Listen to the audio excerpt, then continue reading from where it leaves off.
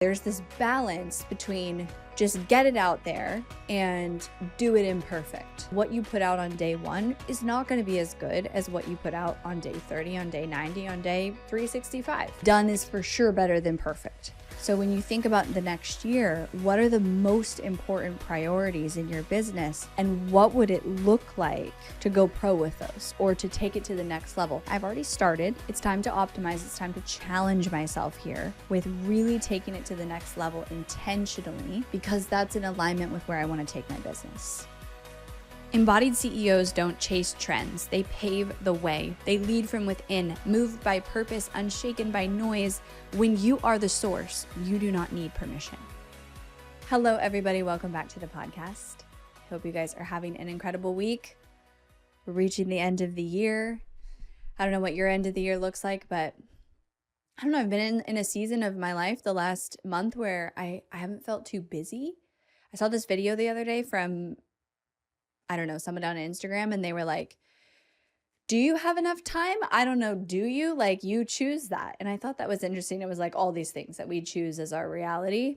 And I thought that was interesting because I have spent a lot of my life telling myself the story that I don't have enough time to do all the things that I want to do and that I'm too busy. And then something shifted.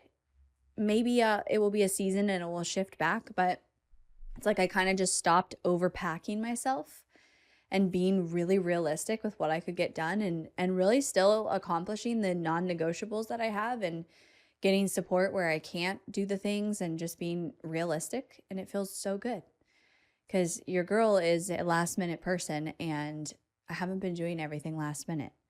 Maybe this podcast has been a little tight. My team's going to be like, what are you talking about? Only because of my situation with the podcast studio right now and how it's impacted my routine. So figuring that out, and then I'm going to get way ahead. All right. Today I wanted to talk about something that as I walked into the studio, I decided this is the episode because it was something I was thinking about in my own business. And I think it's something that you maybe think goes away as you get successful, but it really doesn't. It's this constant balance between these two things. And so the thought that I was having and that I was kind of wrestling with was, where in my business should I make an intentional decision to take something to the next level by investing more resources into it? So investing more money, investing more of my time and energy, and like deciding to take it to the next level, deciding to go pro with it. And this thought came into my mind because I was listening to a podcast episode of Cody Sanchez's, and I was seeing her set up and how she did her intro, and just she's an entrepreneur I really look up to, has a really successful portfolio of businesses and also a really good content creator. She has probably an entire team who creates her content and, media team, and media has been something that I'm wanting to put more energy into. And so I had this thought of like, not necessarily comparing myself to that podcast, but going, how could I challenge myself to up-level my content in this podcast? Which then made me think about how there's this balance between just get it out there and do it imperfect, which I actually feel like I do a really good job with that. Is like, when we launched this podcast in video format for the first time back in April, we had hiccups, right? Like things that we were improving, the intro changed, like the way that we edited changed, the way that I set up mic and camera. I learned things as it comes behind, the tech.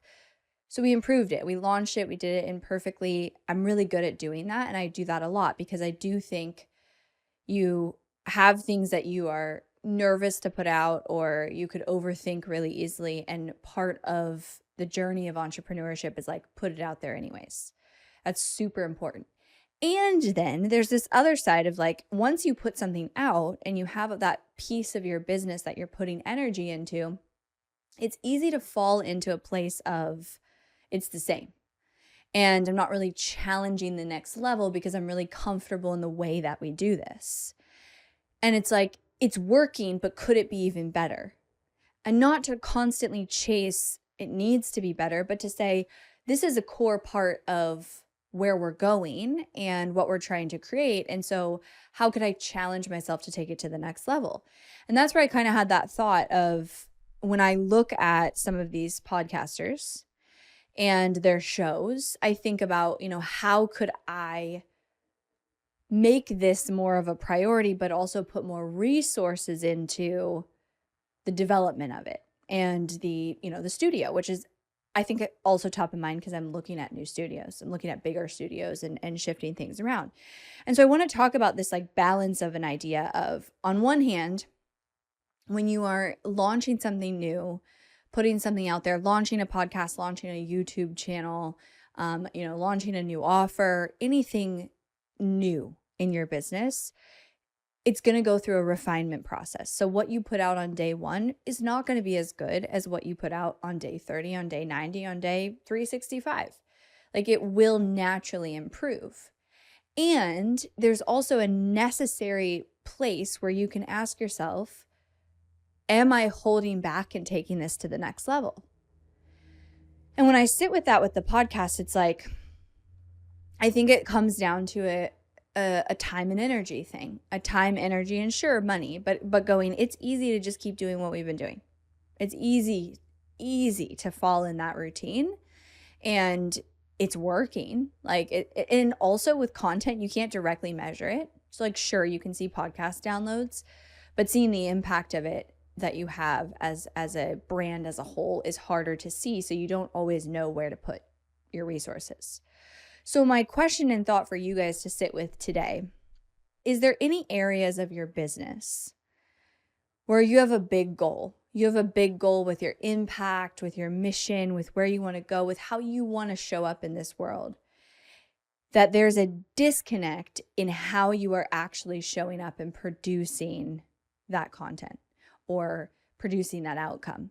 So when I look at, for example, my podcast, if I want to take this to a top 100 business podcast or a top, 50 business podcast, then my first and foremost, my time and attention and amount of energy that goes into this podcast will probably have to increase. That's a choice that I'll have to make in terms of, like, it takes time for me to build relationships with guests that I want to come on and network with them and do certain things to grow the podcast. That's a choice that I have to make. And then from there, it's the investment in the company and in editing, in reproducing, in the podcast studio itself, in the setup.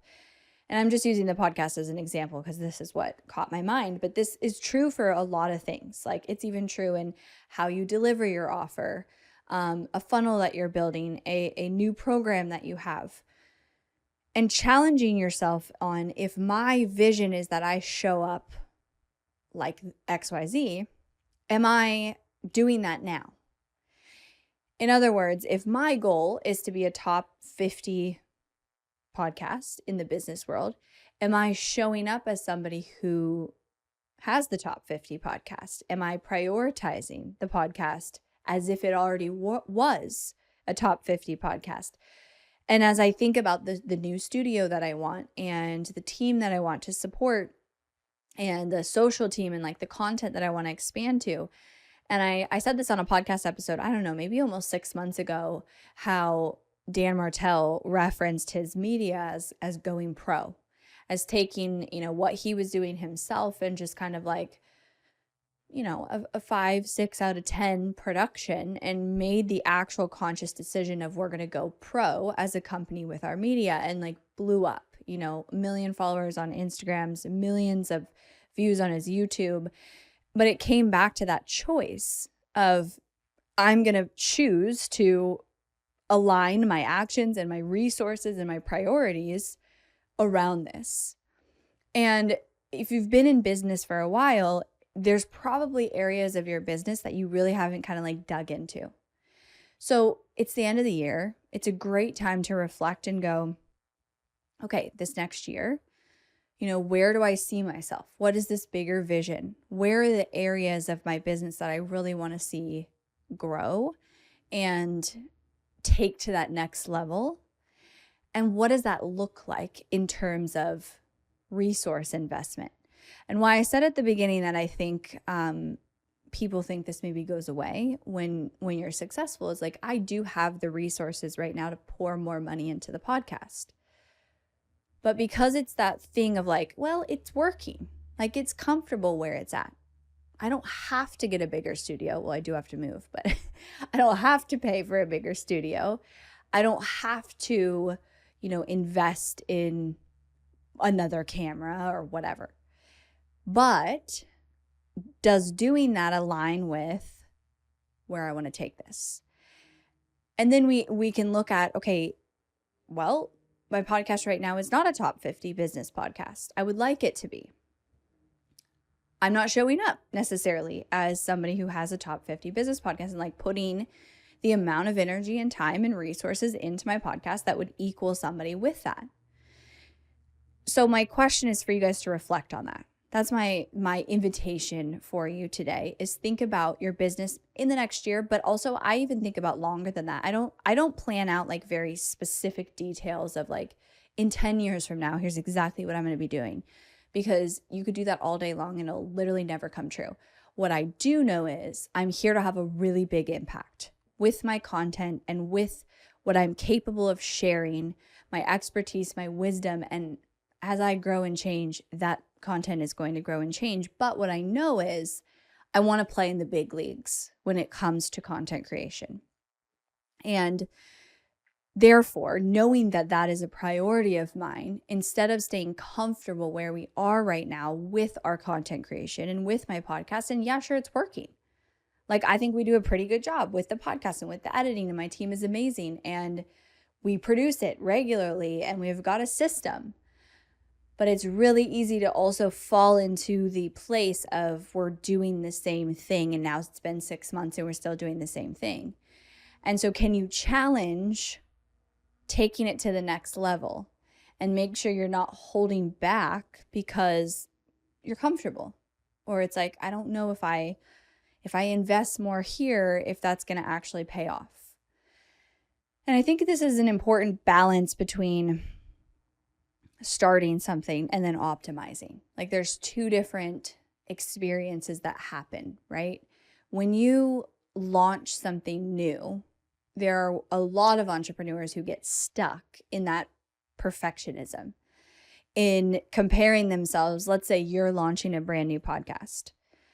You can't compare yourself to me. You definitely can't compare yourself to people like Cody Sanchez, because how long have they been doing their podcast? But also, what are the resources that they had? Cody actually only launched her podcast a year ago, but she's got a whole media team. And I think she had YouTube before then. So you can't compare that. But what happens is people are comparing that. And then because they can't meet that level, they get stuck in this perfectionism loop of it's not good enough. And so therefore, I'm just not going to launch it. And I'm going to keep perfecting it, and I'm going to keep holding myself to the standard, and then nothing gets going. So there's the start, there's the get it out there, make it imperfect. You're always going to care more than everybody else did when it comes to what the actual end result looks like. And done is for sure better than perfect. And you just got to do it anyways, do it scared, do it uncomfortable, to the best of your ability, knowing that, again, day one of launching that is just naturally not going to be as good as day 30, because we learn through experience and we learn through that. Then once you get it out there and you start getting feedback and you yourself start getting better at what you're doing, now comes the optimizing. And it's important not to stay in the place you were when you started of like, okay, I did this, I launched it, it's comfortable, but to keep challenging yourself. When I look at all of the content creators that I look up to, and have a lot more reach on their platforms and really do a great job with their content, clearly have process dialed in, media team dialed in. One of the things that they do really well is innovation. Like they're setting the standard for everyone else of content, and they are coming up with a lot of the ideas and the trends and the new things. If you want to be that person, you have to start acting like that. You have to start thinking that way. Okay, instead of me just following what I saw somebody do or following what I know worked or my coach taught me, like, how do I make it me? How do I come up with something different? How do I connect with my ideal customer and think, how could I serve them in a unique way? And that's where the optimizing comes in, and that's where things really take off. Like, starting it is just getting through the experience of, you got it out there, now you learn from the experience. But now you get to optimize and make it your own. And I think this is where, being able to put the time and energy yourself as a creator into that innovation and constantly asking questions. I do this all the time myself and with my team, is like, okay, every time we post a podcast, we are always thinking like, what's a different way we could do this? Because if we do the same exact thing every single time, that's boring.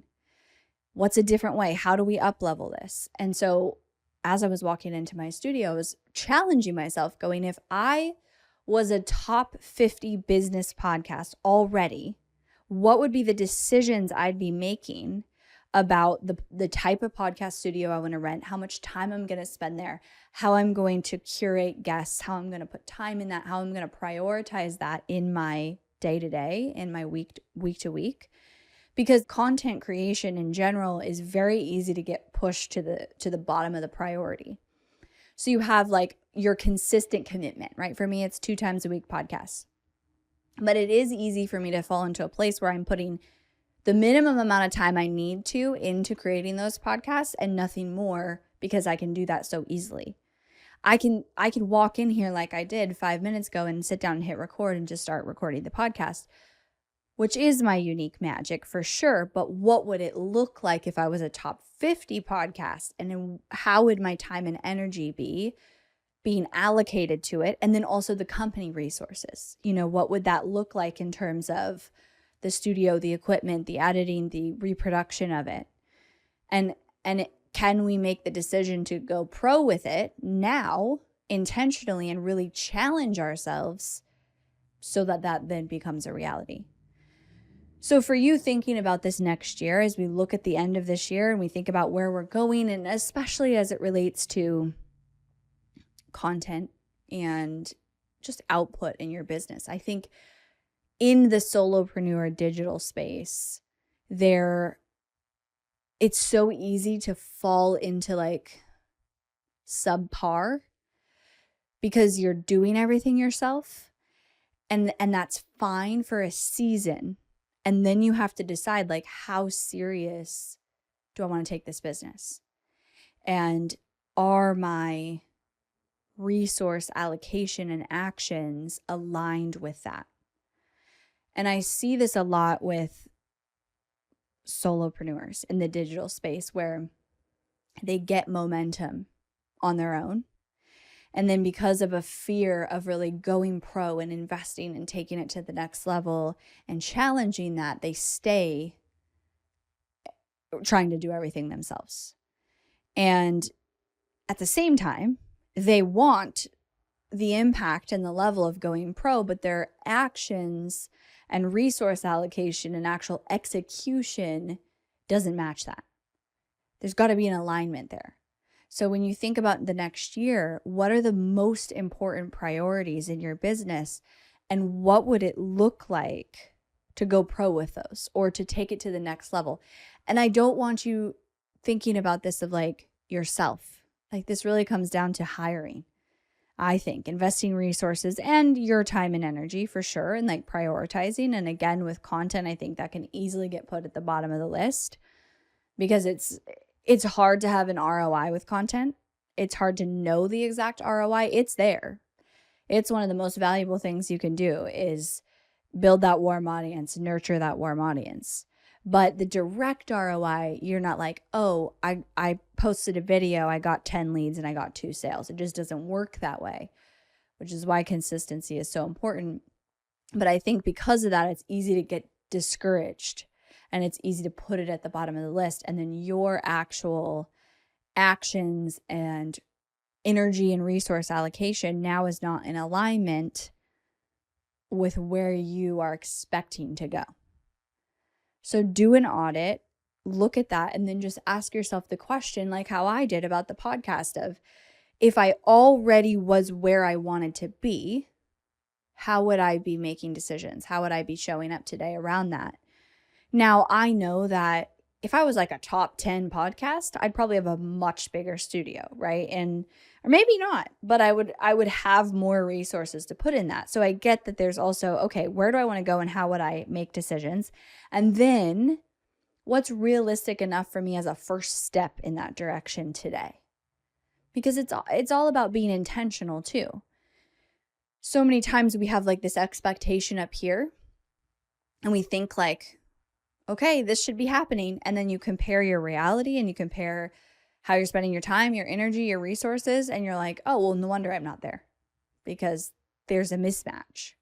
So looking at this next year and looking at, one or two areas of your business where you're like, I'm going to go all in. I've already started.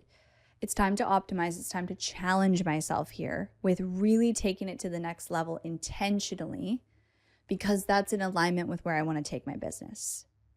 So maybe you guys will have some inspiration from that. And, we all have these areas of our business that we've consistently done for a period of time, unless you're brand new. And it's very easy to keep doing that exact same thing without questioning it unless someone invites you to question it and invites you to go, let's get creative again. When you first start your business and you really don't have a lot to lose, but you also have these like big delusional dreams because you haven't actually gotten into it yet and like failed or had things not work. So you think in this just like excitement and what if and like imagine this and imagine that, and it feels like it's going to be so much easier than it is in reality. You know what I'm talking about? Did you guys do that? I totally do that. I still do that, where it's like, oh yeah, we'll just launch that thing. It's gonna be so easy. It's gonna do perfect. It's gonna do amazing out the gate. And then usually it's like a lot harder. That energy, because that energy breeds that creativity, that dreaming, that challenging of how to make it great. Like, how do you bring that into the pieces of your business that have become monotonous or become stagnant or just haven't been looked at in a while, or where you have that mismatch of like, I want to be here, but I'm showing up here and actually executing here, and I need to correct this. All right, everybody. Hopefully this was helpful. I'm going to mention this one more time on this episode because I'm working on this a ton right now, talking to my team about it a ton, and talk about a place where I put a lot of time and energy is my live events. So in January 15th to 17th, we have our next live event in Austin. You guys, like, if I could put these into words, I would. They're very hard to put into words. But imagine incredible business workshops, from AI to your messaging, to your marketing strategy, to your content, with all of the CEO personal growth that you didn't know you needed, but you needed, and it was holding you back for the last several years, with an incredible community and just a full-on experience. It's like a retreat meets a business conference in one intimate setting, with time for one-on-one with me. We're adding, for our VIPs, we're going to add a dinner one night, a VIP dinner. We're adding an AI workshop. So lots of exciting things. And we cap out at 40 tickets. So I would love to see you there. The link to check it out is embodiedmarketing.com/live. If you have any questions, or you're like, I'm kind of on the fence and I just need you to talk me through it, Emily, I promise you, no one has ever come to the event and regretted it. It is, I think, the best business and marketing event out there, because it really does combine the tactical strategy that you need, and that's going to make you more money, with the personal growth and expansion that will completely set you free from any blocks you're currently experiencing. So get your ticket before we sell out. It is incredible. We only do them twice a year, and everyone there is also amazing because it's this community. All right, everybody, I will talk to you next time.